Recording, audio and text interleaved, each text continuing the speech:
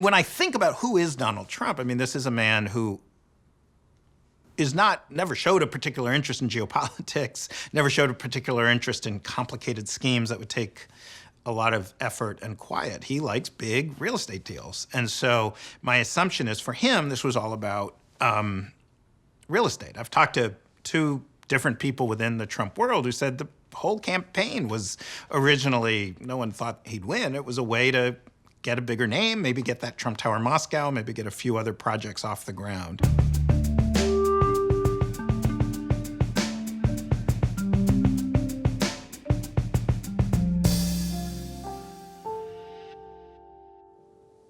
Let's talk Turkey. Let's talk Recep Tayyip Erdogan specifically and the trouble he's had as president of Turkey in recent weeks. The Turkish currency, the lira, fell to record lows in August, and an escalating feud with President Trump has brought about sanctions and tariffs at the worst possible time for the Turkish president. If only he could go back to the good old days, like when he barely survived a military coup and then declared a permanent state of emergency.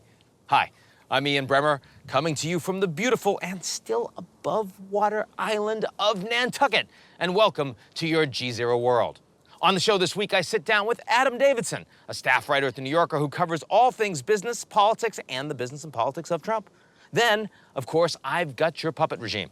But first, a word from the folks who help us keep the lights on.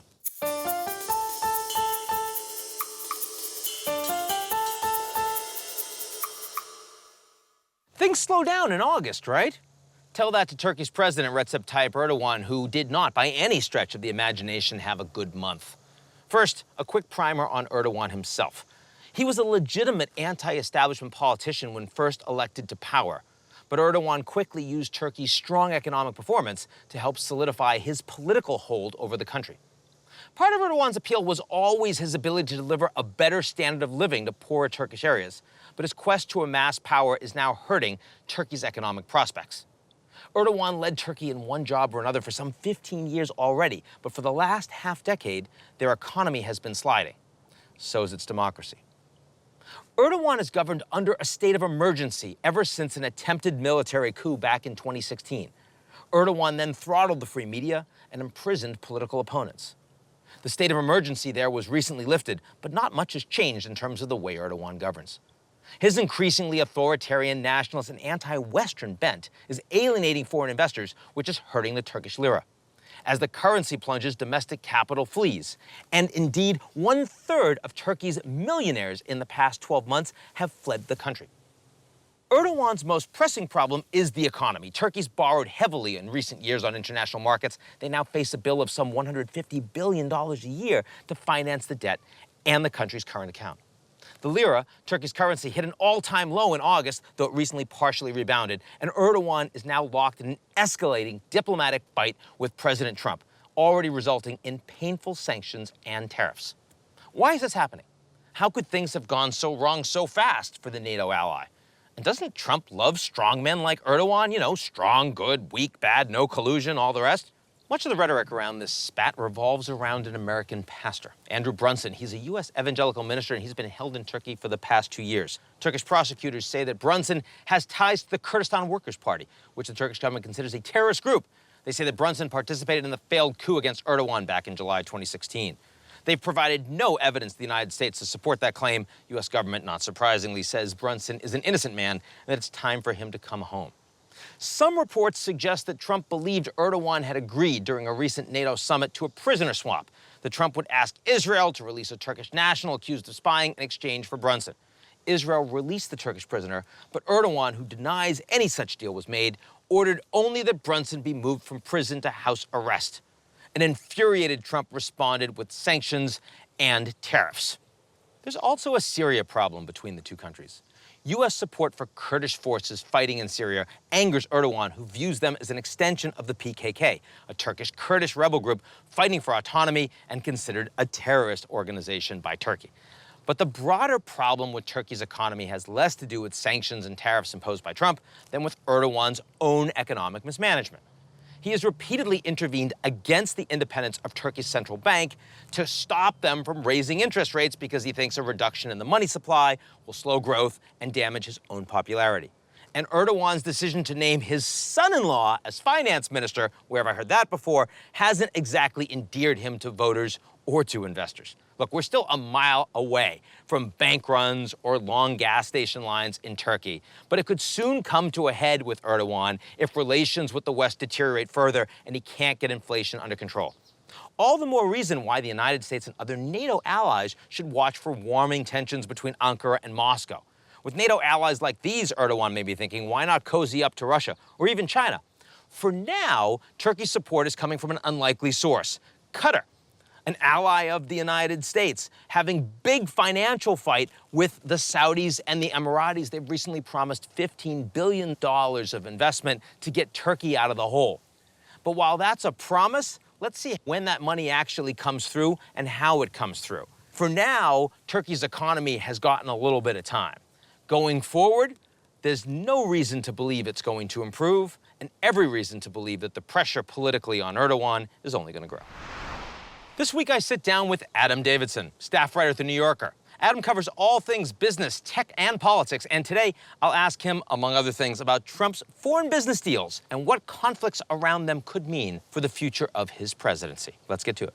And I'm here in the West Village with Adam Davidson. Adam, great to be with you. Great to be here, Ian. Let's get right to the heart of it. Okay. Trump is Putin's stooge. You see it on the media 24/7 with some channels.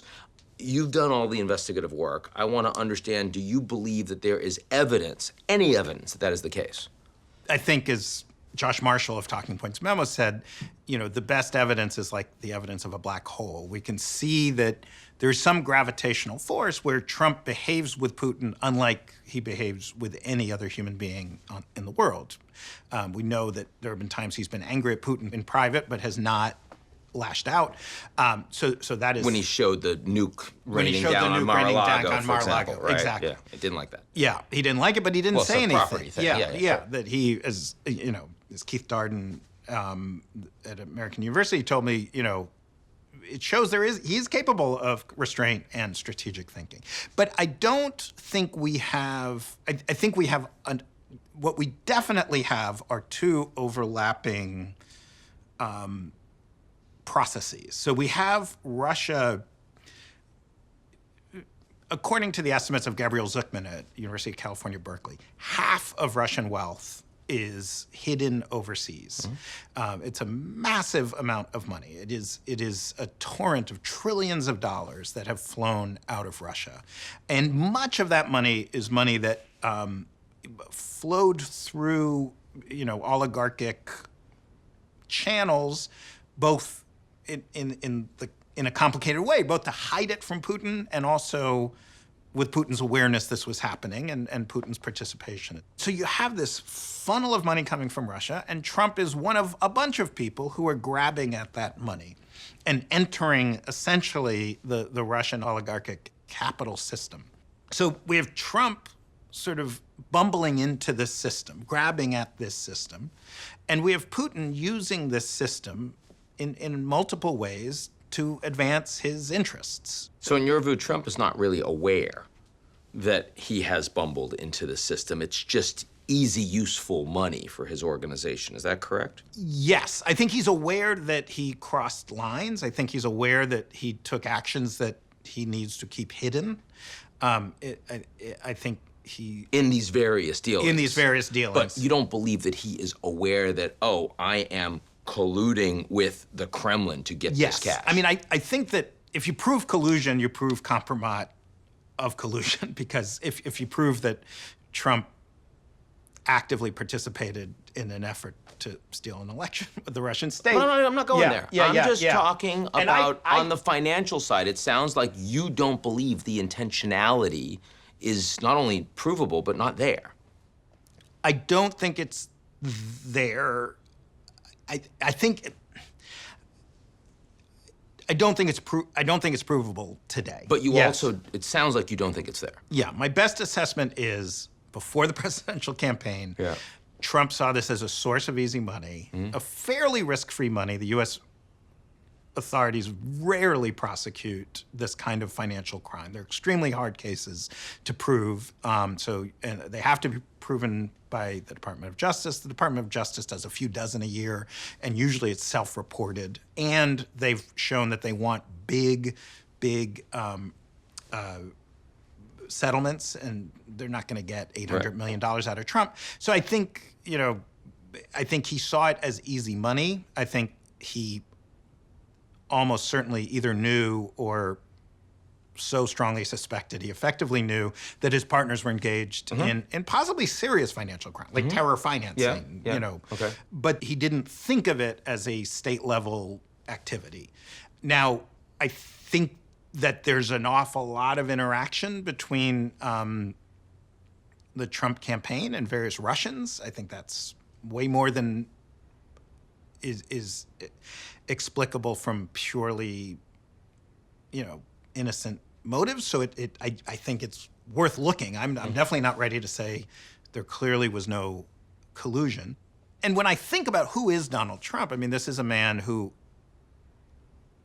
never showed a particular interest in geopolitics, never showed a particular interest in complicated schemes that would take a lot of effort and quiet. He likes big real estate deals. And so my assumption is for him, this was all about real estate. I've talked to two different people within the Trump world who said the whole campaign was originally, no one thought he'd win. It was a way to get a bigger name, maybe get that Trump Tower Moscow, maybe get a few other projects off the ground. So let's roll it to today. Yeah. He becomes president against, sort of the expectations of pretty much everybody, certainly including myself. Yeah.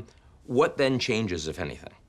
I think, first of all, you have a situation where he is loudly advertising that he doesn't believe that he is constrained from doing business. You have a person who has always wanted other people's money. He uses that language. He's wanted other people's money. And you have several state actors, so Russia, China, Israel, India, Saudi Arabia, the Emirates, Qatar, poor little Qatar. Philippines. A lot of them, yeah.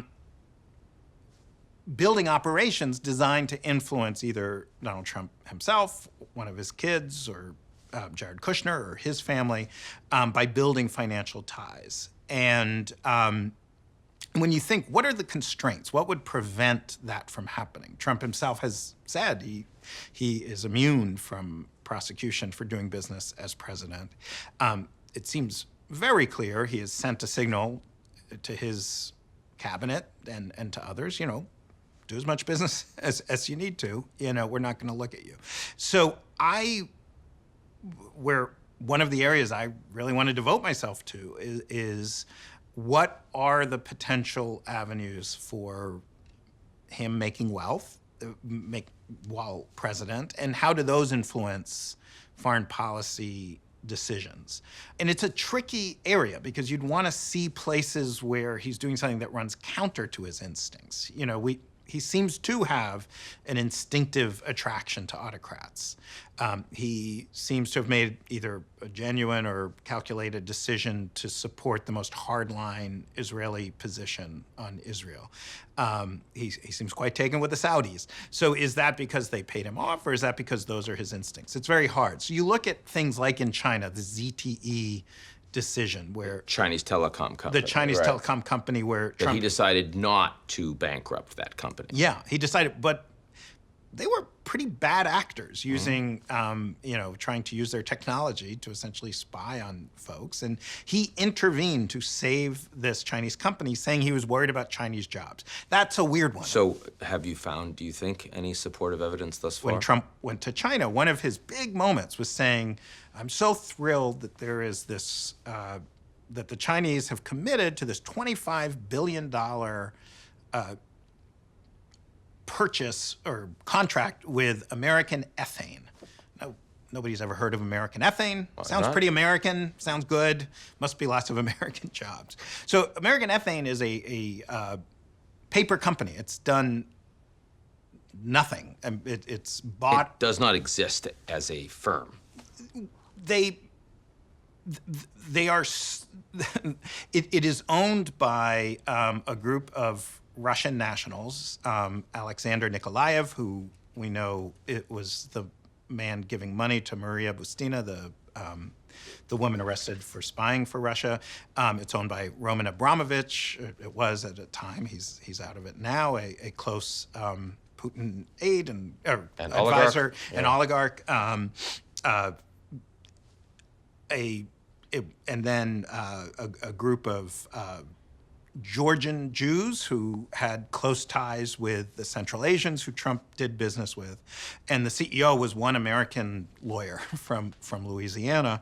So the rest of them were ethane, he was the American. Yes, exactly. Okay, I get it, yeah. And when this deal went through, the ethane industry, such as it is, really started scratching its head because they said this deal makes literally no sense. That the idea was we're going to export however many units of ethane through Houston to China. And they pointed out that it would equal all the ethane in the world to fulfill these contracts. It would require the building of 30 massive terminals to properly handle this ethane. And the company involved is a company that owns some wells around the world, but really has not made a dime, hasn't done anything. It has not done anything. And so you look at a deal like that, a deal where you have a bunch of Russians spending millions. They spent about $50 million to get a $25 billion deal from the Chinese. That makes no sense at all. That only happened because President Trump used it as a moment to show business ties between China and the U.S. It really makes you wonder, what is going on there? What are the relationships? And I have no evidence that Trump himself is profiting from this deal, but he certainly saw it in his interest to make this deal, this very confusing deal that clearly made people very close to Putin happy. Is there reason to believe, with all of this smoke, that what the Muller investigation is covering will itself actually unearth fire? We saw it again and again, where we saw information released. I remember the Carter Page FISA warrant, which, if you actually read the document, is pretty exculpatory of any crooked scheme by, the deep state Democrats to destroy Trump. But Trump announced that's what it was, and his followers seem to go with it. So it's an odd thing that I think for, some large percentage of the country, we don't really need more information. We've already come to the conclusion this is a man who's unfit for office. And then for another large portion, it's irrelevant. So will Mueller... Look, I think there are clear fat tails in when you're dealing with Trump. But there is a difference between all of this stuff that smells really bad and clear evidence of illegal activity by the President of the United States, irrespective of whether he's indictable for that or not. There's a very big gap. Matter. That's right. Yeah. Yeah. I mean, I think you're talking about a crowd of people who took wild risks. I mean, you would get hundreds of millions of dollars in fines for actively participating in a money laundering Foreign Corrupt Practices Act. So this is a group of people, including Donald Trump, who take wild risks, who are very, very sloppy in their sort of internal accounting. We now know, actually through the lawsuit that the New York Attorney General has filed against the Trump Family Foundation, we've learned just how reckless they were with their internal accounting. It's frankly small beer stuff. It's not going to end the presidency or send anyone to jail. $10,000 purchase of painting, stuff like that. Yeah. But it's an indicator of an internal control that is all but non-existent, that is wildly reckless. And so, and I think Paul Manafort, who seemed to be a character who was clever. The former head of the Trump campaign. Former head of the Trump campaign. We now see, I mean, his money laundering scheme was so blatant. I mean, so easily documented. Though he wasn't involved with Trump at the time that he was engaging in it. Well, some of it, but most of it wasn't. Yeah, some of it overlapped. So what I'm saying is when you have very, very reckless people who have a long track record of taking wild risks to get relatively minor gains, and I think that you have to, there is a possibility. Is it 3%? Is it 8%? I'm not saying it's much higher than that. That they did something, that they left some record of profound collusion that is unrecoverable from. I do think. So if you were going to bet, yeah, after all is said and done, the Mueller investigation is finished. It's come out publicly. It sounds like what you're saying is the country's going to feel like it does now, just more so. So I think, look, the easiest thing to say is what's happening today will happen tomorrow, and will happen the day after that, and will happen a year from now. And forecasts are always terrible at predicting inflection points. But if you ask me intellectually, I'd say, yeah, we kind of stay like this forever. But my gut sense is there's a cost to be paid. And at some point, Trump's support collapses, and the Republican Party is, at least the official party, is overjoyed. Adam Davidson, good to be with you. Thank you, Ian. I'm Ian Bremmer, and I'm delighted to be here with Mr. Donald J. Trump, 45th President of the United States. Mr. Trump, things always seem to be so great for you.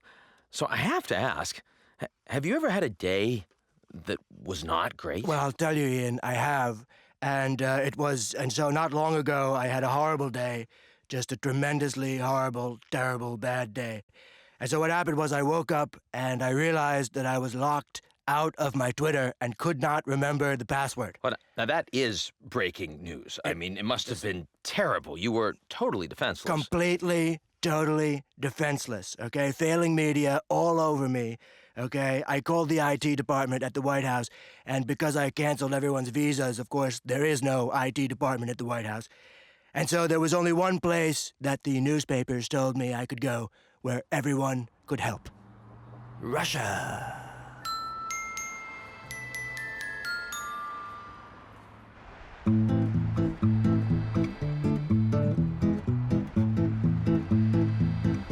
Just beautiful. Beautiful, beautiful bride. Just beautiful. Wonderful. Probably an 8. Probably. Definitely not an 8. No way she's an 8. This one over here, well, no, a little big for my liking, to be honest with you. I mean, really. Trying to understand how I can find my password here. They told me everyone in Russia is a hacker, okay? Hello. У меня большая проблема. Какая? Слушайте, я забыл пароль к Твиттеру. Твиттер. Шесть. Как? He says it might be president. Let's try. Our president. Наш президент. Our president. Ваш президент. And Putin. And well, he's a very good friend of mine, as you know. I don't know how you will be remember your password. You see, she speaks English. I think she's probably a hacker. In Russia, they can do everything, really. So could you help me with my With your phone? with my password? Yeah, good. No. Как вас зовут? Ты провокатор. Ты знаешь, что ты? Ты says провокатор. I am a Что ты здесь сидишь? С кем? Ты что здесь сидишь? Слушай, ты тоже иди. Да, это не кукла, это пропаганда. Welcome in Russia, Mr. President. Какая пропаганда? Вместе с зубами Wow, твоими. very, very unfair treatment. Do you see this? Порвем. Так и He's скажи very, ему, порвем. very rude, very, very rude. Hello, I'm a big celebrity. Hello, ni hao. China is a big problem. Let's take a selfie, okay? Like that. Is it good? Is it good now? Does it look great? I think it looks beautiful.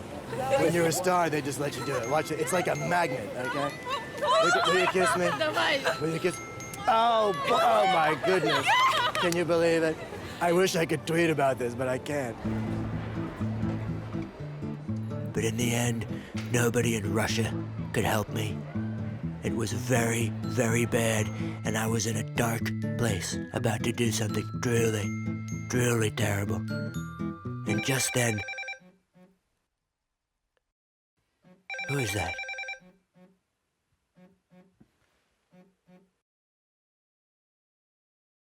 Donald, hello. Sorry I did not get back to you sooner. You are enjoying Russia, yes? Can you help me? With Twitter? Ha! I can't even buy an ad on Facebook these days. You're on your own. That's our show this week. We'll be right back here next week. Professor Jeffrey Sachs joining us, an economist at Columbia University, leading climate change advocate, not Donald Trump's best friend. Don't miss it. In the meantime, if you like what you've seen, check us out at GZEROmedia.com.